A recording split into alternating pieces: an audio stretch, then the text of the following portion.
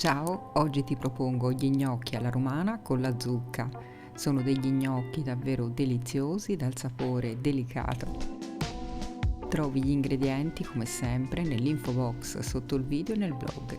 E adesso prepariamoli insieme. Per prima cosa preparo la zucca. Questa è una zucca mantovana del mio orto. Uso questa zucca perché ha la polpa ben compatta e poco acquosa. La taglio ed elimino i semi e la buccia. Adesso ti faccio vedere come togliere la buccia in modo semplice. Dopo aver tagliato la fetta, privala dei semi. Adagia la fetta sul tagliere e taglia la buccia facendo scorrere il coltello rivolto verso l'esterno. Così non rischierai di farti male. Taglio la zucca in pezzetti, più o meno tutti uguali, per una cottura uniforme. Cuocio la zucca al vapore. Ti mostro un modo semplice per cuocerla anche senza vaporiera. Metti una pentola di acqua sul fuoco e adagiaci un colino in acciaio inox. Poi trasferiscici i pezzetti di zucca. Copri con il coperchio e dal momento del bollore fai cuocere per 15-20 minuti. Controllo che la zucca sia cotta con uno spiedino e poi la trasferisco su un tagliere. La schiaccio semplicemente con la forchetta, riducendola in purea, e come puoi vedere con questo metodo di cottura la zucca è ben asciutta.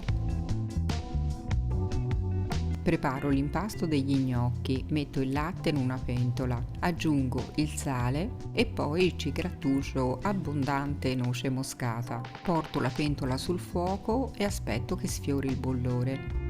A questo punto ci verso il semolino, piano piano a pioggia, e mescolo con la frusta. Faccio cuocere fin quando il semolino non si sarà addensato. La cottura è veloce, nel giro di un paio di minuti otterrò il composto desiderato. Tolgo il semolino dalla fiamma e aggiungo una noce di burro e un tuorlo. Metto anche del parmigiano reggiano e poi mescolo bene il tutto. Adesso aggiungo la zucca e continuo a mescolare il tutto facendola integrare. Distribuisco metà del composto ottenuto in un foglio di carta forno unto con del burro oppure con dell'olio. Arrotolo bene la carta forno formando un salsicciotto di impasto. Procedo nello stesso modo anche con l'altra metà di impasto.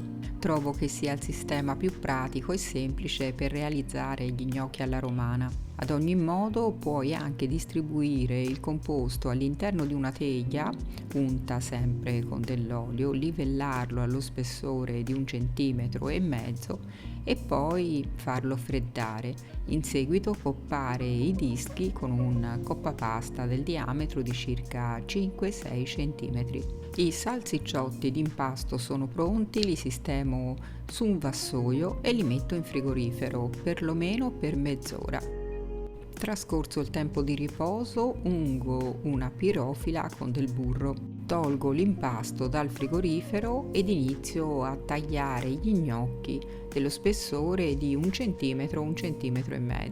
Ovviamente con questo sistema di taglio non andrò ad ottenere un disco perfetto, ma nessun problema perché l'impasto è modellabile. Lo modello semplicemente con le mani. Adagio gli gnocchi sulla teglia leggermente sovrapposti, uno accanto all'altro.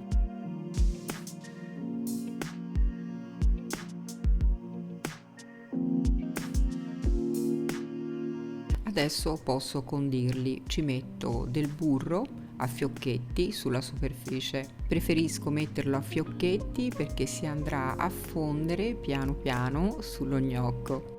Poi ci metto abbondante parmigiano reggiano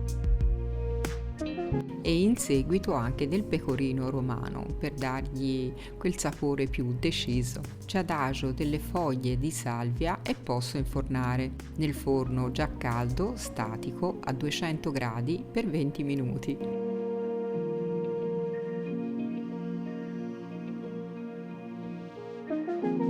Dopo 20 minuti di cottura metto la funzione grill per 5 minuti, così farò formare quella crosticina deliziosa croccante sugli gnocchi.